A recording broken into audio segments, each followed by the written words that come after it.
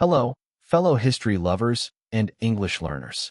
Welcome back to our cozy storytelling corner, a place where the past breathes and the language of the heart finds its voice.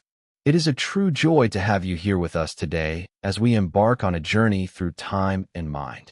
Have you ever wondered what it feels like to see the world not just as it is, but as it could be? Have you ever felt that your curiosity was a wild, untamable river, pulling you toward 1,000 different horizons all at once? We often speak of genius as a lightning bolt, a sudden flash of brilliance that changes everything in an instant. But true genius is often much quieter, much loner, and far more restless. It is a constant hunger to understand the hidden threads that connect the flight of a bird to the flow of a river, or the smile of a woman to the very soul of the universe. Today, we invite you to close your eyes and step back into the golden light of the Italian Renaissance. We are going to explore the life of a man whose name has become synonymous with human potential, yet whose internal world remained a mystery to almost everyone who knew him. He was a painter, an engineer, a scientist, and a dreamer who lived several centuries ahead of his time. This is the story of a restless spirit who sought the divine in the details of the earth. This is the story of Leonardo da Vinci, the ultimate Renaissance man.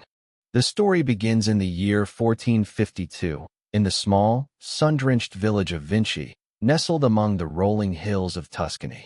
The air there smells of olive trees and dry earth, and the light has a certain clarity that seems to sharpen every leaf and stone. Leonardo was born into a world that should have limited him. He was an illegitimate child, the son of a legal professional named Ser Piero and a young peasant woman named Caterina. Because of the circumstances of his birth, the traditional paths of power and high education were closed to him.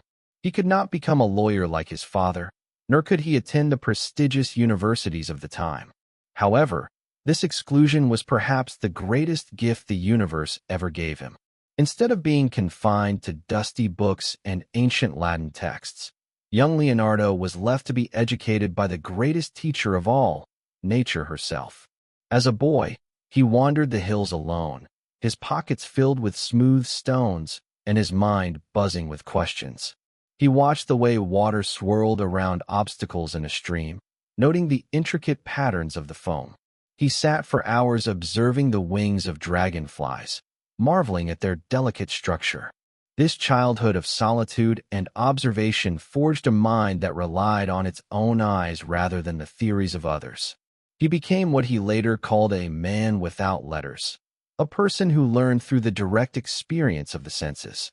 This deep, wordless connection to the physical world would become the foundation of everything he would later create, proving that sometimes being an outsider is the only way to truly see the inside of things. Chapter 1. The Apprentice of Light and Shadow.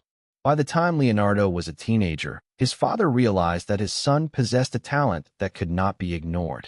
Around the year 1466, Leonardo was sent to the bustling, vibrant city of Florence to become an apprentice in the workshop of Andrea del Verrocchio. Florence at this time was a melting pot of creativity, a place where goldsmithing, sculpture, and painting collided in a chaotic explosion of beauty. In Verrocchio's studio, Leonardo was not just a student.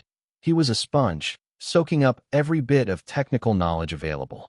He learned how to grind pigments, how to prepare wooden panels, and how to mold clay.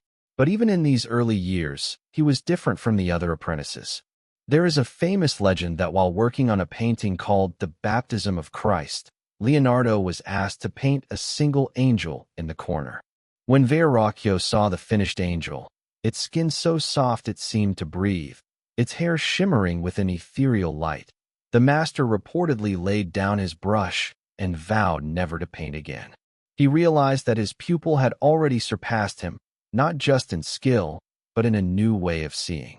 Leonardo didn't just paint a figure, he painted the air around the figure. He understood that in nature, there are no hard outlines, only subtle transitions from light into shadow. This technique, which would later be known as sfumato, was born from his realization that everything in the world is connected by the atmosphere. Even as a young man, he was already searching for the soul beneath the surface. Yet, despite his growing fame, Leonardo felt a deep sense of restlessness in Florence. The city was full of competition and social expectations that felt suffocating to a man who wanted to know everything about everything. He didn't just want to paint beautiful faces for wealthy patrons. He wanted to understand how those faces were constructed from the bone upward. He began to fill his notebooks with sketches that had nothing to do with art. He drew mechanical gears, complex lifting machines, and strange, bird-like flying apparatuses. He was beginning to see that art and science were not two separate worlds, but two different languages describing the same reality. In his mind, a painting was a scientific experiment, and a machine was a work of art. This refusal to specialize made him a difficult person for his contemporaries to understand.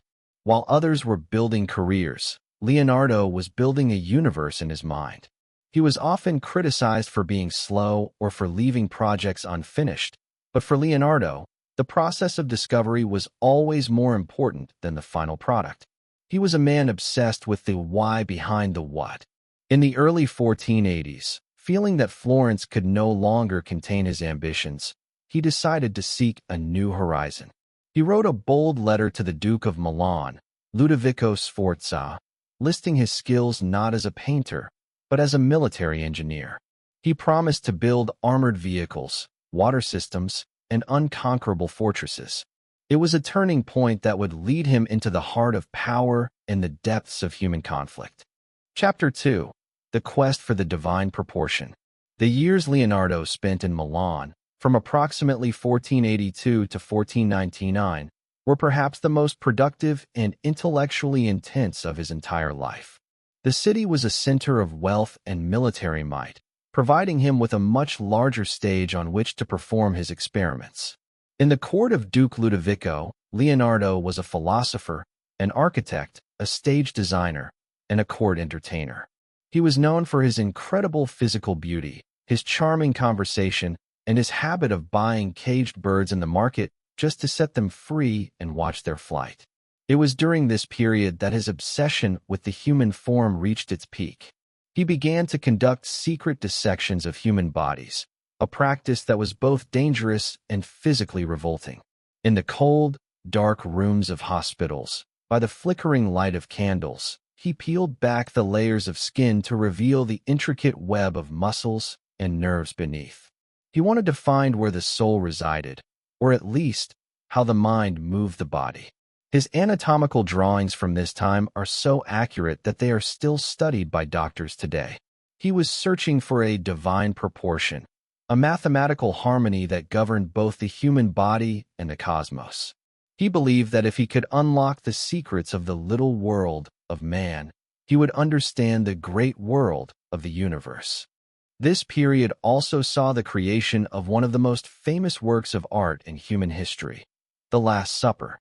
Commissioned for the dining hall of the Santa Maria del Grazie monastery, the painting was a revolutionary departure from tradition.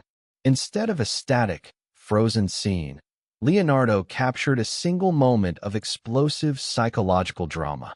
The moment Jesus announces that one of his disciples will betray him.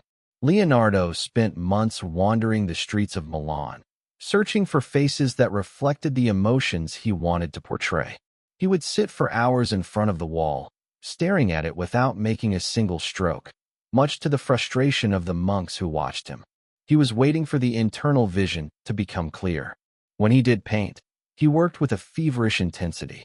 The finished work was a masterpiece of perspective and emotion, where every gesture and every glance told a story of shock, grief, and confusion. However, even here, his experimental nature caused problems. He used a new and proven technique of painting on dry plaster rather than wet fresco, which meant the painting began to deteriorate almost as soon as it was finished. It was a metaphor for Leonardo's entire life, a reach for perfection that was always haunted by the fragility of the material world. He was a man trying to capture the eternal using tools that were destined to fade. Chapter 3. Shadows of Rivalry and the Art of War. As the 16th century dawned, The political landscape of Italy became increasingly violent and unpredictable. In 1499, French troops invaded Milan, and Leonardo's patron, Duke Ludovico, was overthrown. Leonardo found himself a wanderer once again, eventually returning to Florence, a city that had changed significantly in his absence.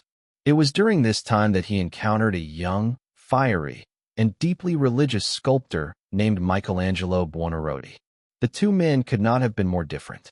Leonardo was elegant, polished, and fascinated by the gentle mysteries of nature. Michelangelo was rough, intense, and obsessed with the raw power and suffering of the human soul. Their rivalry became legendary. While Leonardo saw art as a pursuit of knowledge and grace, Michelangelo saw it as a spiritual struggle. This conflict reached a peak when the city of Florence commissioned both men to paint massive battle scenes on the walls of the Great Council Hall. Leonardo chose to paint the Battle of Anghiari, focusing on the beastly madness of war, showing men and horses twisted in a violent, chaotic dance of death. He was not interested in glorifying victory. He wanted to show the psychological horror of conflict. However, his experimental paint failed to dry properly, and the work was eventually lost to time, leaving only sketches and copies as evidence of his genius. During these years of upheaval, Leonardo also entered the service of the ruthless Cesare Borgia as a military architect and engineer. He traveled across the war-torn territories of central Italy, drawing maps that were so accurate they looked like modern satellite images. He designed bridges that could be easily moved and machines of war that were terrifying in their potential. It is a strange contradiction in his character, a man who loved life so much that he saved birds from cages, yet also spent his time designing weapons of destruction. Perhaps for Leonardo, these machines were simply another puzzle to solve, another way to master the forces of nature. He was fascinated by power, by the way energy moves through a system, whether that energy is the flow of water or the force of a catapult. Yet, beneath this scientific curiosity, there was a growing sense of isolation. He was surrounded by political intrigue and the constant threat of violence. He began to realize that the world was often too cruel for the beauty he wished to create. He retreated more and more into his notebooks, which were now filled with thousands of pages of mirror writing, a reverse script that he used perhaps to protect his ideas or simply because he was left-handed. These notebooks were his true home, a private sanctuary where he could explore the secrets of the world without the interference of popes or princes. Chapter 4. The Longing of the Unfinished Heart. As Leonardo entered the final decades of his life, a sense of melancholy began to permeate his work and his writings. He was a man who had started 1,000 journeys but had arrived at very few destinations. He was increasingly aware of the passage of time, writing in his journal, "O time, thou consumer of all things." Around the year 1503, he began working on a portrait of a Florentine woman named Lisa Gherardini, the wife of a silk merchant. This painting, the Mona Lisa, would become his constant companion for the rest of his life. He never delivered it to the person who commissioned it. Instead, he carried it with him wherever he went, across mountains and through cities, constantly adding tiny, almost invisible layers of glaze to the surface. He wasn't just painting a person. He was painting his own understanding of the world. The mysterious smile of the woman reflected the mystery of life itself, while the background, with its winding paths and misty mountains, represented the long, winding road of human experience. He worked on it for more than 16 years, yet in his own mind, it remained unfinished. To Leonardo, nothing was ever truly finished because the universe is always in a state of flow. In 1513, Leonardo moved to Rome, hoping to find favor with the new pope, Leo X. However, he found himself overshadowed by younger artists like Raphael and Michelangelo, who were completing massive projects in the Vatican. Leonardo felt out of step with the times. He spent his days in the gardens of the Belvedere, conducting experiments on mirrors and botany, and continuing his anatomical studies. He felt the sting of being seen as an old man whose best days were behind him. He suffered from a stroke that partially paralyzed his right hand, making it difficult for him to paint.